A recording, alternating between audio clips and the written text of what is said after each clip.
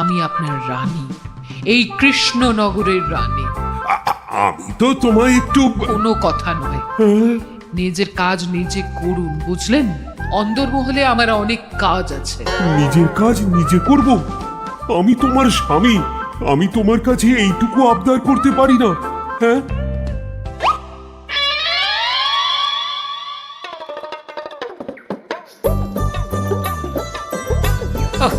আজ গিন্নির সাথে বচসা করতে গিয়ে দেরি হয়ে গেল।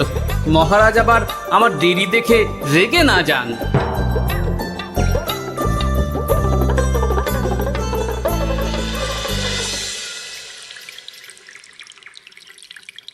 হ্যাঁ, তুমি কথাটা খুব একটা মন্দ বলনি মন্ত্রী। এতে রাজ্যবাসীরও উপকার হবে, আর রাজকোষেরও খুব একটা চাপ পড়বে না। তাহলে মহারাজ সব ঘরে ঘরে এই বার্তা পৌঁছে দিই। কি এত বড় সাহস তোমার? আমার মুখে মুখে কথা বলছো? যাও, বেরিয়ে যাও বলছি আমার চোখের সামনে থেকে। তোমায় আর দেখতে চাই না। আমি আবার কি বললাম মহারাজ? কি বললে মানে? কি বলতে বাকি রাখলে শুনি? বলছিলাম কি, অপরাধ নেবেন না মহারাজ, সেনাপতি তো। চুপ, একদম চুপ। আমি মরছি নিজের জ্বালায়, আর তুমি ওই ভুল ভাল বলে আমার মাথা বিগড়ে দিতে চাইছো? মহারাজ রেগে আগুন, এই ছিলেন ঠান্ডা, এই তো মুখে হাসি ছিল, এখন হাতে ডান্ডা। কি বললে কবি? তুমি আমায় অপমান করলে? যাও, এক্ষুনি তোমরা সবাই দূর হয়ে যাও আমার সামনে থেকে। কাউকে চাই না আমি। এই মুহূর্তে রাজসভা আমি শূন্য দেখতে চাই, না হলে আজ সব কটা গর্দান নেব আমি। যাও বলছি।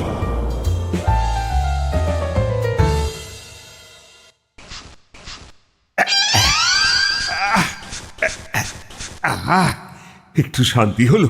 ভেবেছিলাম রাজসভায় করব তাই রে নাই রে, রাজা দিলেন ঘাড় ধাক্কা, এখন সবাই বাইরে। সে তো তোমার জন্য, তুমিই তো বেমক্কা একটা এমন কবিতা বললে।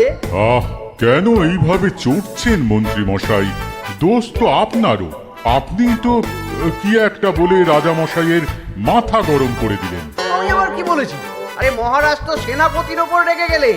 আরে বাবা, আমি আবার কি করলাম? পণ্ডিত মশাই কি সব বলে দিলেন, তখনই তো মহারাজ। এই আমার নামে একটা অসাধু বাক্য বললেই আমি কিন্তু। এ কি কাণ্ড!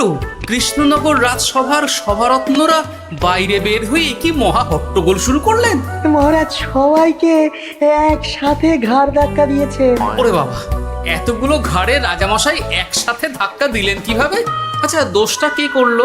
দোষ করেছে ও, দোষ করেছে ও। দোষ করেছে ও। দোষ করেছে ও। এবারেও কেউ একমত হতে পারলেন না কে দোষ করেছে। হ্যাঁ, আচ্ছা বেশ, কি হয়েছে কেউ একটা খুলে বলুন দেখি। আমি বলছি, এ মহারাজ বেশ খোশ মেজাজি ছিলেন, কিন্তু হঠাৎ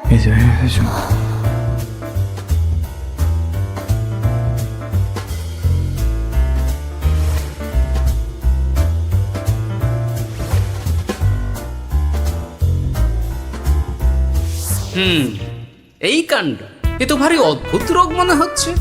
মহারাজের আচমকা মাথায় রক্ত চড়ে গেল নাকি? হ্যাঁ, মহারাজ আপনাদের রাজসভায় ডেকেছেন। ওরে বাবা না, যাবো না গো আমি, আমার কাছে আমার প্রাণ সবচেয়ে দামি। আমিও যাব না, নির্ঘাত মহারাজ গর্দান নিতেই ডাকছেন। আমিও যাব না গোপাল, আমারও প্রাণের বড় মায়া। আচ্ছা, এটা কি কোনো কথা হলো? হ্যাঁ, প্রাণের মায়া কার নেই বলুন তো? আর মহারাজ যে গর্দান নিতেই ডাকছেন তার কি কোনো মানে আছে? অন্য কারণও তো হতে পারে। তুমি কি করে বুঝলে? হ্যাঁ, বুঝতে পারিনি, তবে আন্দাজ করেছি। তোমাদের কথাতেই শুনলাম মহারাজ খোশ মেজাজেই ছিলেন, সহসা রেগে গেছেন। আবার যে সহসা খোশ মেজাজেই ফেরেননি, তাই কি বলা যায়? এটা তুমি বলনি তো মন্দ। চলো সবে ফিরিয়ে আনি রাজসভার ছন্দ। আরে গোপাল, এসো এসো এসো। তা এত দেরি করলে কেন? বাকিরা কোথায়? তারা আসছেন মহারাজ।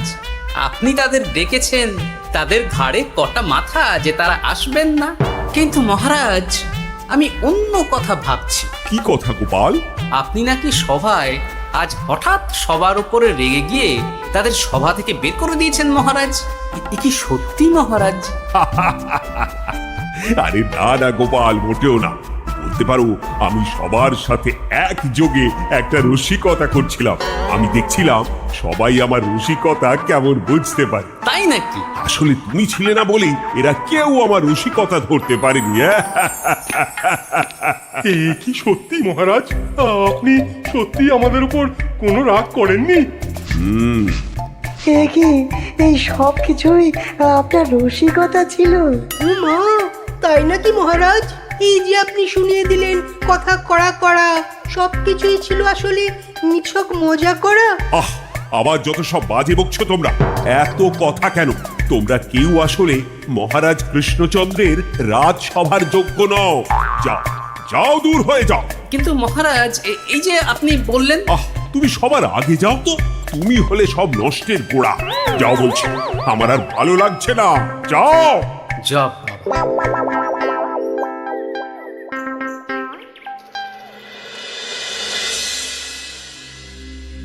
কি বুঝছেন? না না না, আমি তো সবই ঠিক দেখছি রানীমা। হ্যাঁ, এটা ঠিক যে নারীর গতি কিঞ্চিত চঞ্চল বটে, তবে তা তো হতেই পারে। বাকি সবটাই ঠিকই আছে। তাহলে এমন হচ্ছে কেন? মহারাজ এইভাবে যখন তখন রেগে যাচ্ছেন কেন? আজ শুনলাম আপনাদের সভা থেকে দুবার বের করে দিয়েছেন, আবার ফিরিয়ে এনেছেন।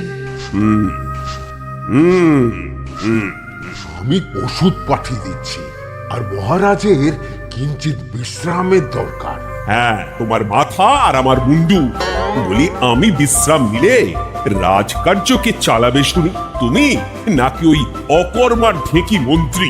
না মানে ওই আমি। যাও, আর আমার কথা বলতে ভালো লাগছে না। আমাকে একটু একা থাকতে দাও।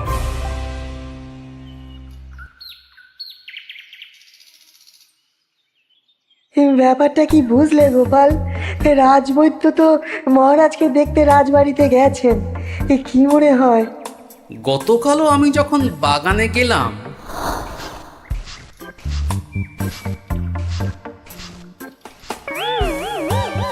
গোপাল, তোমার কি মনে হয় মহারাজকে কোন রোগে ধরেছে? এই রেগে যাচ্ছেন, আবার এই মাথা ঠান্ডা হয়ে গিয়ে ডেকে পাঠাচ্ছেন। আমি বলি কি গোপাল, তখন সবার সামনে বলিনি বটে, তবে এখন তোমার সামনে স্বীকার করতে বাধা নেই। কি কথা বিজ্ঞানী? মহারাজের এই রাগের কারণ হয়তো আমি। আমার মনে হয় আমার দোষেই উনি এরকম বারবার রেগে যাচ্ছেন। কেন? আসলে মহারাজ আমাকে একটা মাথা যন্ত্রণা সারার ওষুধ আবিষ্কারের দায়িত্ব দিয়েছিলেন, তো আমি অনেক চেষ্টা করেও সেই ওষুধটা আবিষ্কার করতে পারিনি। যেটা আবিষ্কার করেছি তাতে সেরকম কাজ হচ্ছে না। আমার মনে হয় ওনার মাথা ব্যথা থেকে এরকম হচ্ছে। সে যাই হোক, তুমি কিছু একটা করো গোপাল। মহারাজের অসুখ কিভাবে সারানো যাবে সেটা নিয়ে কিছু একটা ভাবো। ভাবতে তো হবেই। আজ সন্ধেবেলায় তুমি তোমার বাড়িতে বাকি সভাসদদের ডেকে আন, আমি সমাধান সঙ্গে নিয়ে সময় মতো চলে আসবো। আচ্ছা বেশ, তাই হবে। আমি এক্ষুনি বাকিদের খবর দিয়ে দিচ্ছি। আর বিজ্ঞানী, একটু এদিকে এসো তো, একটা কথা আছে।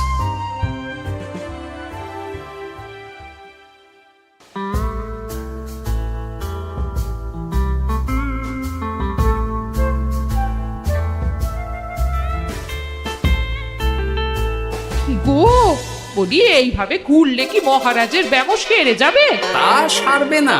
তার চেয়ে এক কাজ করি, কিছুটা আলু আর ছোলা সেদ্ধ করেছি, তার সাথে নুন, লঙ্কার গুঁড়ো আর লেবু দিয়ে মেখে আলু কাবলি বানিয়ে দিই, কি বলো? হ্যাঁ, দাও দাও দাও, মন্দ হয় না।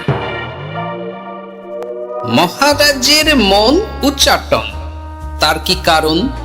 মাঝে মাঝে আসছেন আর মহারাজ রেগে আগুন হয়ে যাচ্ছেন, আবার যেই সে ব্যামো ঠিক হয়ে যাচ্ছে মহারাজ সেই আগের মতন। তার উপর আবার সভাসদেরা মনে করছে তাদেরও কোনো দোষ আছে।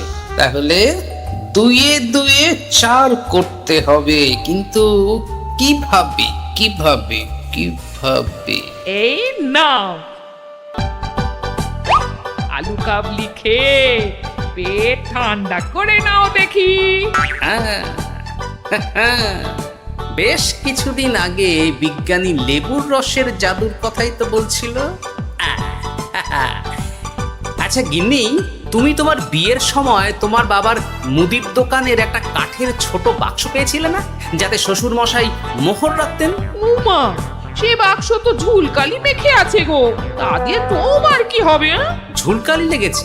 বাবা বাবা বাবা, তাতে তো আমার কাজ আরো ভালো হবে। যাও যাও যাও, নিয়ে এসো দেখি। আমি ততক্ষণে বেশ খানিকটা অদৃশ্য কালি বানিয়ে ফেলি।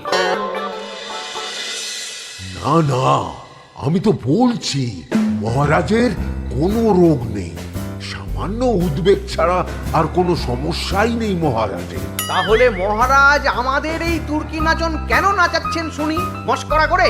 তাই তো উত্তর জানা চাই তো। আর এই যে এত জরুরি তলব পাঠিয়ে গোপাল আমাদের ডেকে পাঠালো, তার তো টিকিরও দেখা নেই। গোপাল কি করবে শুনি? যে রোগ আদপেই নেই সেই রোগ কিনা ওই গোপাল ছাড়াবে? আমার তো বিশ্বাসই হয় না। বিশ্বাসে মিলায় বস্তু, তর্কে বহু দূর, তাই না মন্ত্রী মশাই? পেলে গোপাল, মহারাজের রোগ সারাবার কোনো উপায় পেলে? আচ্ছা গোপাল, রাজবৈদ্য বলেছেন মহারাজের কোনোই অসুখ নেই, তা তুমি কি সারাবে শুনি? হ্যাঁ, রোগ হয়তো রাজবৈদ্য মশাই ধরতে পারেননি, কিন্তু কিছু তো আছেই যার জন্য মহারাজ এমন আচরণ করছেন, তাই না? তা তুমি বলো না মহারাজ এমন কেন করছেন, আর কি তার সমাধান? এক এক করে বলি। আমি ভেবে দেখলাম এর জন্য আমরাই দায়ী। বলো কি? আমরা সবাই কোনো না কোনো সময়ই মহারাজের রাগের কারণ হয়েছি, তাকে আঘাত দিয়েছি, বিষণ্ণ করেছি। ইচ্ছে করে করিনি হয়তো, কিন্তু করেছি। আর মহারাজ সেই সব কথা বুকে চাপা দিয়ে রেখেছে। তুমি বলতে চাইছো অতীতে সেই সব ভুলের কারণেই মহারাজ এমন করছেন? আমার তো তাই মনে হয় সেনাপতি। আচ্ছা, তর্কের খাতিরে যদি তাই ধরে নিই, তাহলে এখন আমাদের কি করণীয়? আমরা তো কাল যন্ত্রে চেপে অতীতে ফিরে যেতে পারবো না যে সেই সব ভুলগুলো শুধরে দেব। তা হয়তো হবে না, কিন্তু কিংকর্তব্য বিমূঢ় বাবার আদেশ যদি মানি, তাহলে এই সমস্যার সমাধান সম্ভব মন্ত্রী মশাই। কি বললে? ত্রিকালজ্ঞ বাবা কিংকর্তব্য বিমূঢ়, সে আবার কি গোপাল? আছেন একজন জ্ঞানী ব্যক্তি, আমার খুব পরিচিত। তার দেওয়া একটা উপদেশ আমার জানা আছে। আমার বিশ্বাস তাতে মহারাজের এই সমস্যার সমাধান হয়ে যাবে। কি করে শুনি? এই কালি হলো অদৃশ্য কালি। কলম দিয়ে অদৃশ্য কালিতে কাগজের উপর লিখতে হবে। কি লিখতে হবে? লিখতে হবে যে মহারাজের সাথে অতি সাম্প্রতিক কালে আমরা যা যা অন্যায় করেছি তাই লিখতে হবে। কোনো মিথ্যে কথা লেখা যাবে না। তবে চিন্তা নেই, অদৃশ্য কাল, ফলে কেউ কারো লেখা পড়তে পারবে না। এইবার এই কাগজ ভাঁজ করে ফেলে দিতে হবে এই বাক্সে। বাক্সে তালা, তার চাবি থাকবে মন্ত্রী মশাইয়ের কাছে। আবার আমার কাছে কেন? পরে যাতে কোনো সন্দেহ না করেন, যা সন্দেহবাতিক মৌন আপনার। বললে এইবার এই বাক্স সারা রাত নদীর ধারে বটতলায় পড়ে থাকে, চাঁদের আলো পান করবে। তারপর সকালে আমরা সবার সামনে এই বাক্স ফেলে দেব নদীর জলে। সবার অন্যায় সারা রাত চাঁদের আলো পান করে শুদ্ধ হয়ে ভেসে যাবে নদীর জলে। ব্যাস ব্যাস, আমরা সবাই পাপ মুক্ত হয়ে যাব। একদম সবাই শুদ্ধ হয়ে যাব, আর মহারাজের ব্যায়ামও সেরে যাবে। কিন্তু তুমি কোনো চালাকি করছো না তো গোপাল? অদৃশ্য কালিতে লেখার সাথে আমি আর কোন চালাকি করব মন্ত্রী মশাই? দেখুন, আমি একটা কাগজে লিখছি। কি কিছু বোঝা যাচ্ছে? সত্যি তো কিছু বোঝা যাচ্ছে না যে আদৌ কিছু লেখা হয়েছে কি হয়নি। তাহলে লেখা শুরু করা যাক। এক এক করে লিখুন আর কাগজ ভাঁজ করে বাক্সে ভরে দিন। আর হ্যাঁ, একদম মিথ্যে কথা লিখবেন না, তাহলে কিন্তু লেখাগুলো অদৃশ্য থাকবে না, ফুটে উঠবে। আচ্ছা গোপাল, বুঝেছি। কলম কালি মন, লেখে 3 জন। মিথ্যে কথা লিখে দিলেই ঘটবে অঘটন। আমি বাক্সটা নদীর পাড়ে সঠিক জায়গায় রেখে আসবো। তারপর কাল সকালে সবাই মিলে এই বাক্স ফেলে দেব নদীর জল। ঠিক আছে?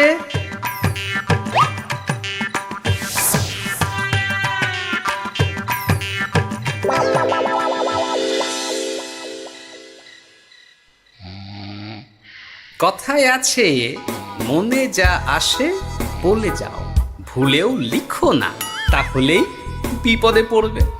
এদিকে কেমন সবাই নিজের নিজের দোষ লিখে বাক্সে ফেলে দিয়েছে। ভাগ্যিস আমি সবার লেখা কাগজগুলো রাতের অন্ধকারে বের করে আনলাম।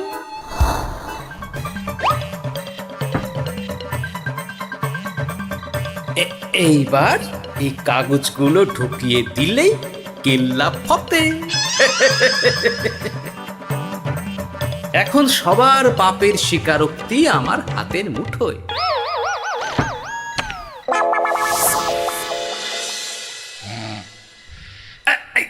আরে, ও মা গো, ও বাবা গো, অগিনি বলি, নাক ডেকে তো ঘুমোচ্ছ, আর পিঠটা একটু চুলকিয়ে দাও দেখি।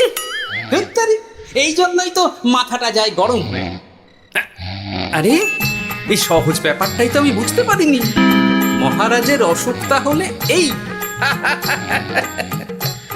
যাক, এই রাতের বেলাতেই একসাথে একটা ঢিল পেয়ে গেছি। এক ঢিলে মারবো 2 পাখি। রাজার অসুখ সারবে, আবার সব কটা পাজি শায়েস্তাও হবে। হ্যাঁ,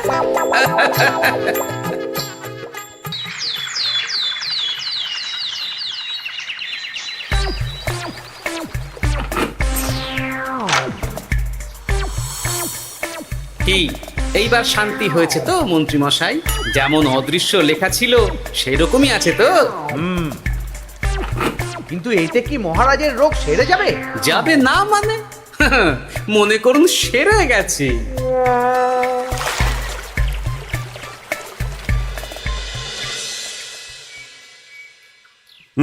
তাহলে আজকে সভার কাজ শুরু করা যাক। ক্ষমা করবেন মহারাজ, সবার কাজ শুরু করার আগে একটা দরকারি কাজ আগে করা দরকার। না হলে আবার কখন আপনি আমাদের কারো উপর রেগে যাবেন আর আমাদের সভা থেকে তাড়িয়ে দেবেন, তার তো ঠিক নেই, তাই না? আহ গোপাল,